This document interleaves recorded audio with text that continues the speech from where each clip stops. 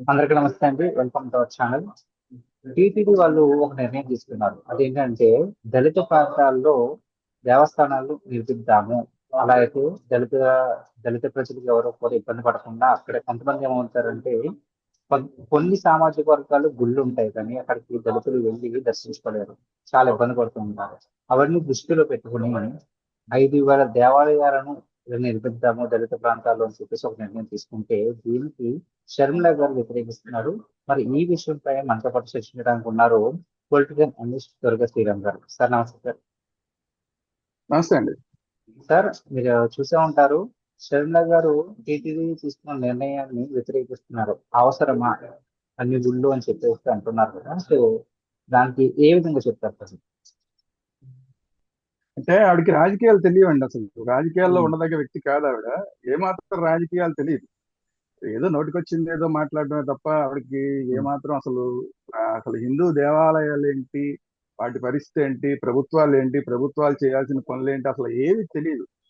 ఏదో వైఎస్ రాజశేఖర రెడ్డి కూతురు నేను, అక్కడేమో కొడుకు జగన్మోహన్ రెడ్డి అబ్బో ముఖ్యమంత్రి అయిపోయాడు, నేను కూడా అవ్వకూడదా, నేను ఎందుకు అవ్వకూడదు అని చెప్పి రాజకీయాల్లోకి దూకేసింది తప్ప ఆవిడ ఏమైంది చూసారుగా, బొక్క బోర్లో పడింది. తెలంగాణలోకి వెళ్ళింది, తెలంగాణలో బొక్క బోర్లో పడింది, అక్కడ తన్ని తగిలేశారు. మళ్ళీ సిగ్గు లేకుండా మళ్ళీ ఏపీకి వచ్చింది. ఇప్పుడు ఏపీకి వచ్చి ఏపీలోనేమో ఇలాంటి పిచ్చివాగుళ్ళన్నీ వాగుతుంది ఆవిడ.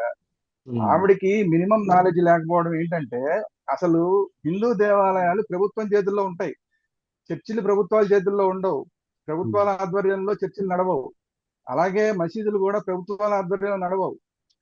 దేవాలయాలు అనేవి ప్రభుత్వ ఆధ్వర్యంలో నడుస్తాయి కాబట్టి వాటికి సంబంధించిన నిర్ణయాలన్నీ ప్రభుత్వమే తీసుకుంటుంది. ప్రభుత్వం తీసుకోకపోతే ఎవరు తీసుకుంటారు? లేదా మీ ఆయనే తీసుకోరు కదా. ఆయన చర్చిలో ఏదో ప్రచారం చేసుకుంటాడు, ఆయనకేం అవకాశం లేదు ఇలాంటి వాటి మీద నిర్ణయాలు తీసుకోవడానికి.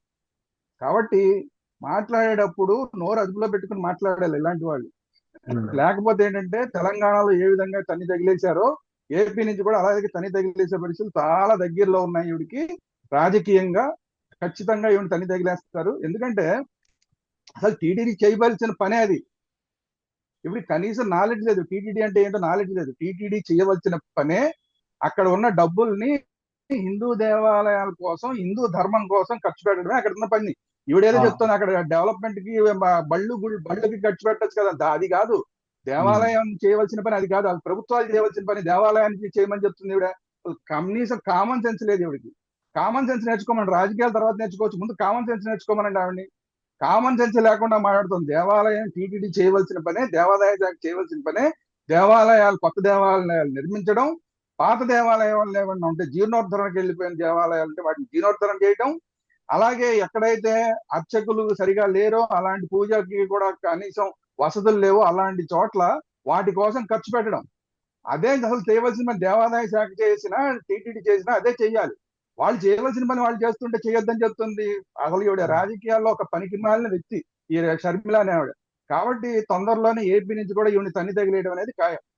సార్ అంటే ఈవిడ కేవలం క్రిస్టియన్ కాబట్టి ఇప్పుడు ఈ విధంగా మాట్లాడుతున్నారంటారా?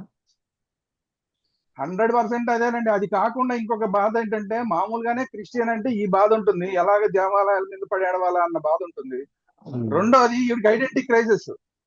అక్కడ తెలంగాణలో తన్ని తగిలేశారు, ఏదో అక్కడ పట్టుకుంది, అక్కడ రాహుల్ గాంధీని ఏదో పట్టుకుంది, ఏదో ఇక్కడ పోస్ట్ ఏదో ఇచ్చుకుంది, కాంగ్రెస్ లోకి వచ్చి ఈవిడ ఇక్కడ అధ్యక్షురాలైనా కూడా ఈవిడ రాజకీయంగా ఆవిడ పట్టించుకోవట్లా.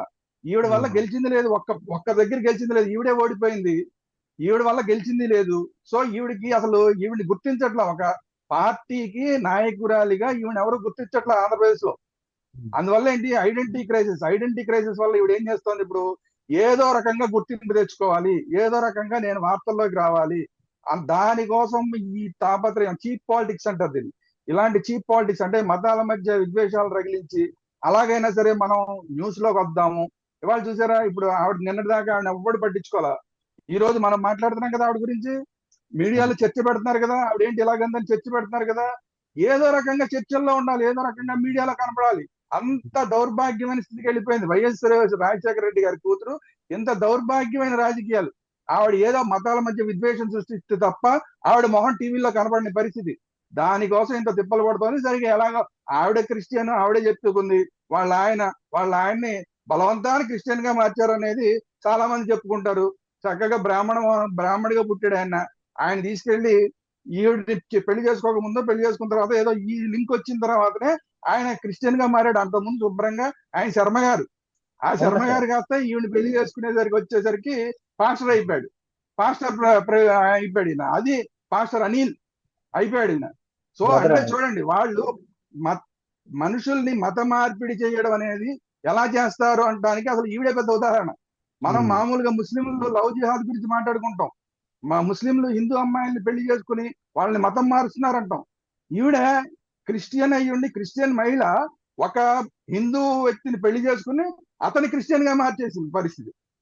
ఇది కూడా ఒక లవ్ జిహాదే. అంటే లవ్ జిహాద్ అంటే ముస్లింలోనే ఉంటాయని కాదు, ఇందులోనే ఉంటాయి, క్రిస్టియానిటీలో కూడా ఉంటాయి. అంటే క్రిస్టియానిటీలో కూడా ఏదో పాస్టర్లే మతం మారుస్తారు, లేదంటే పెళ్లి చేసుకుని ఆడవాళ్ళు మారుతుంది, ఇది కాదు. ఈవిడ మహిళ అయ్యుండి తనను పెళ్లి చేసుకోవాలనుకున్న వ్యక్తిని, బ్రాహ్మణ వ్యక్తిని కూడా మతం మార్చేసింది. అలాగా ఈ రోజు మొత్తం ఎస్సీ కాలనీల్లో అన్ని చోట్ల కూడా మతం మార్చాలన్న కుట్ర ఏదన్నా దీని వెనకాల ఉందా? ఎందుకు ఈవిడ ఎస్సీ కాలనీలో కట్టద్దంటుంది? ఎస్సీలు అంటే ఎవరు అసలు?